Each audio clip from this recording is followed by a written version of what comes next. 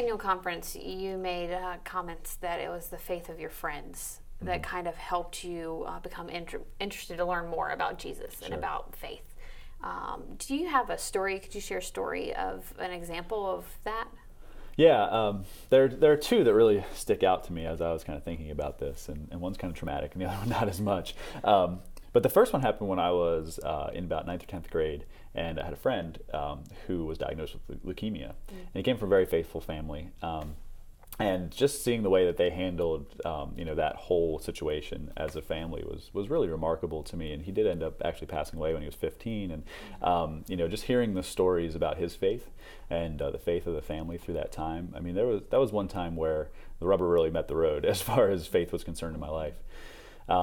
And so that was really, really influential to me as a high schooler.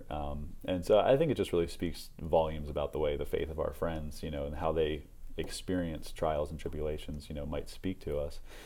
The other experience isn't really like one specific event, but more the results of a relationship, which is kind of a theme in what we've been talking about.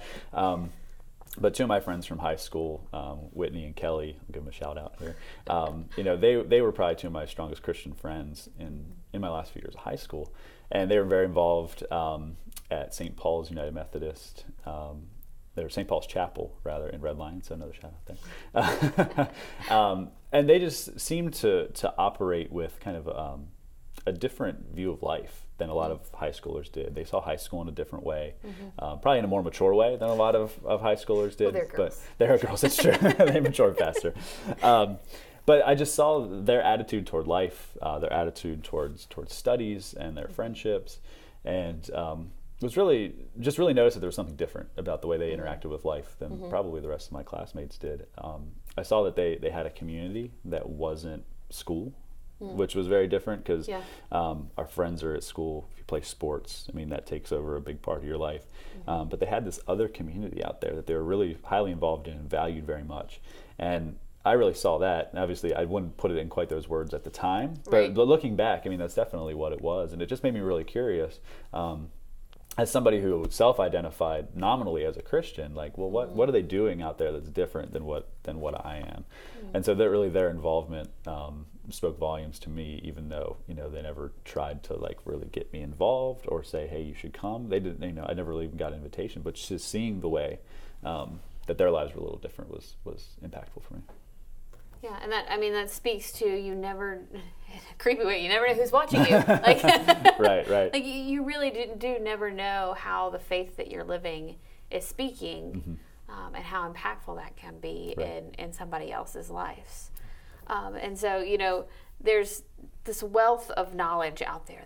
There's this ability to we want to talk cross-generationally. And we want this opportunity to share faith experiences. So what advice would you give to a millennial on developing a relationship with a boomer? Yeah.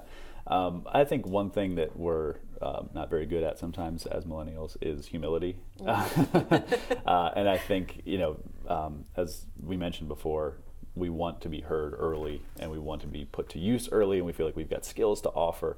But a lot of times that can come across as kind of hubris, that we think we know better than the people already doing it, how it should be done. Okay. And so my encouragement to millennials in approaching boomers and kind of establishing a relationship is to be humble in how you approach them, and realize that they've been living this faith longer than you have, and they've probably been asking some of the same questions and have been challenged with the same things.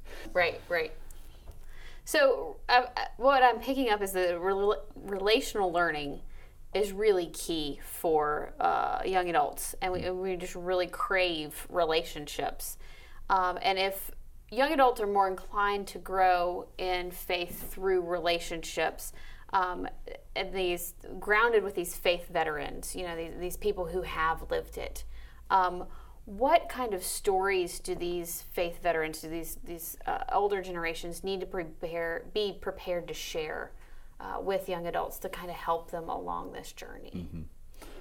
I think just honesty in whatever story they're telling, right? And that goes with just telling great stories of grace and of triumph, of like, this is my life, and where I've really seen God at work, and where I've seen God's grace active, and where I've really encountered Christ, and just being honest about those experiences. And that goes for the really difficult times too. Believers, are prone to deep, dark times as well. And I think millennials really want that genuine, we throw that word authentic around a lot, authentic or genuine experiences of faith. And so to say, listen, I went through this time where I really doubted things, or I went through this time where I just didn't feel God in my life, or whatever it might be, to be honest about those deep, dark experiences, as well as the really joyful and great ones that come from walking with Christ. So I think just that honest assessment of where you are. And the other part of it too, I think, is talking about daily life, of how does my faith impact my life on a daily basis. How do I operate differently in this space now that I'm a Christian versus how I did before? Or how do I see God at work in my workplace or with my family or whatever it might be, to just really give millennials and whoever it might be asking about your faith a picture of well, why does this matter, right? How does this affect me? And how does it change who I am, and how does knowing God not only improve but but really make a significant change or difference to my life. Yeah.